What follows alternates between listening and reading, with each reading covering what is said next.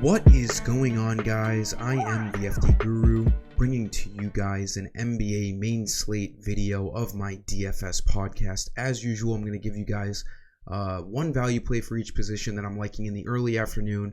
We have 13 games on the main slate, huge slate, a couple of injuries, questionable guys we got to take a closer look at towards tip-off, and then other news can obviously develop with 26 teams playing today. Got 13 games today, one game tomorrow. I don't understand that method, and then 11 on Friday. So it's an absolute roller coaster.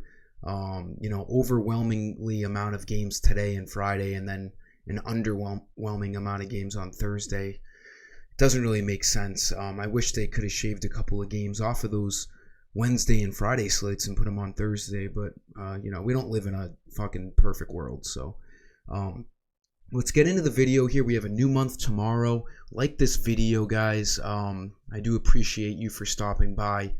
Make sure you hit that subscribe button as well. So a couple of questionable guys. SGA is questionable against the Pelicans tonight. That would obviously open the door for Josh Giddey. Jaylen Brown is once again questionable tonight. And there's a couple of other guys questionable, but we have a lot of news on guys being out already that we could take advantage of.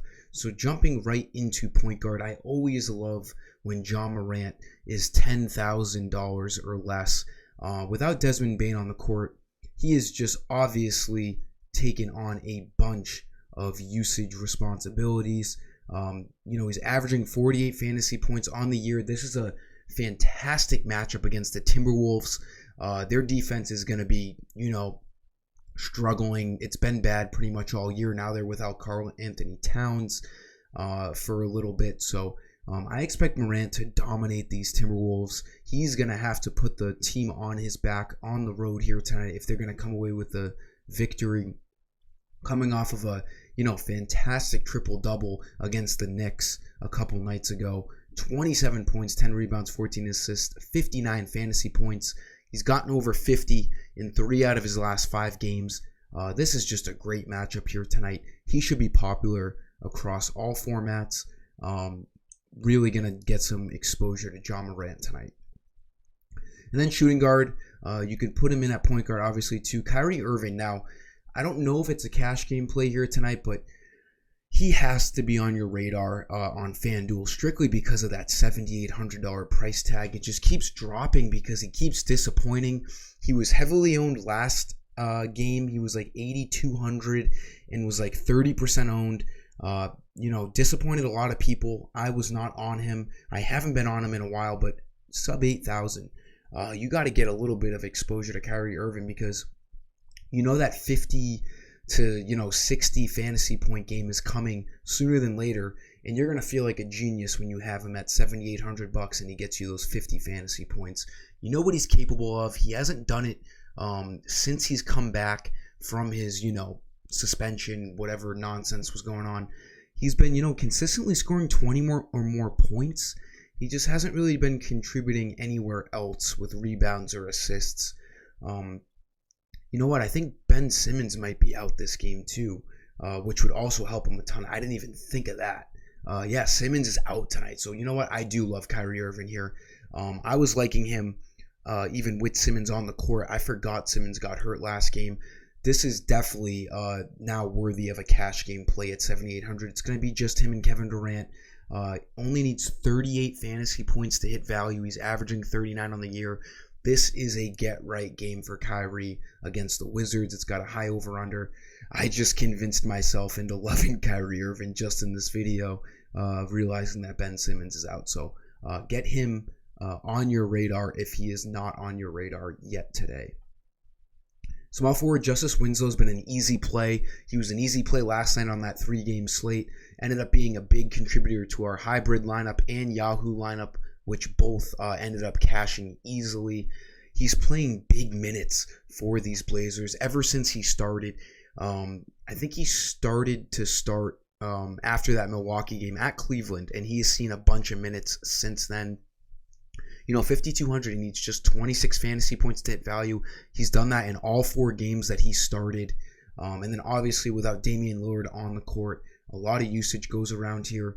The Lakers, we all know, they don't have a good defense. It's a high over-under. Should stay close. Just an easy cash game play here tonight. You could leave him out of tournaments. He hasn't really shown a lot of upside in tournaments with a high ceiling. But that floor is nice and high. He should easily get you over 24 fantasy points here tonight and hit his value.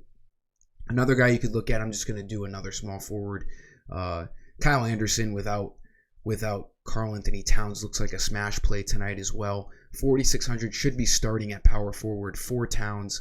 Like I was saying with John Morant too, this game is a great up-tempo game. Both teams like to score a lot of points. They don't like to play a lot of defense. Anderson should slide in that starting lineup. When we saw Towns go down last game, we saw Kyle Anderson really step into a new role and cover his minutes. He ended up playing 27 minutes. He should see around 28 to 30, 31 minutes tonight if he's starting, which he should be.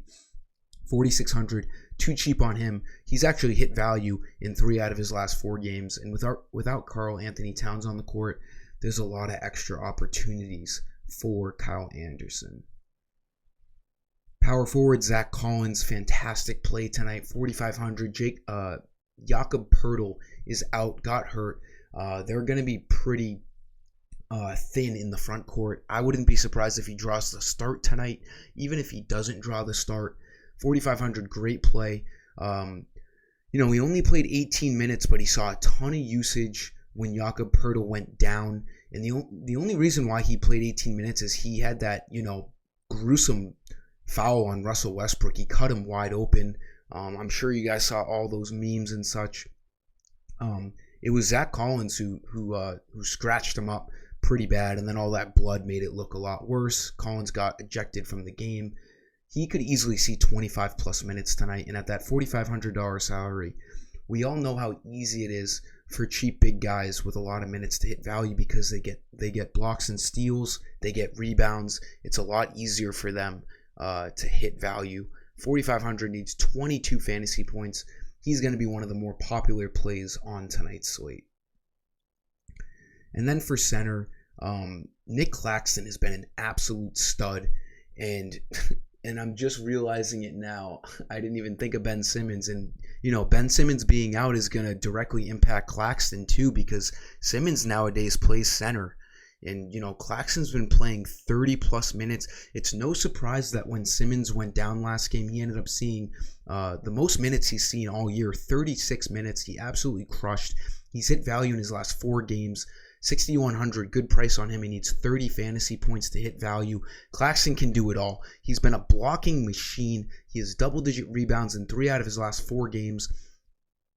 13 blocks, 16 blocks in his last 5 games. This is a smash play here. I just completely put myself on these Nets tonight, realizing that Ben Simmons is out. Nick Claxton should absolutely smash tonight, especially with no Ben Simmons on the court.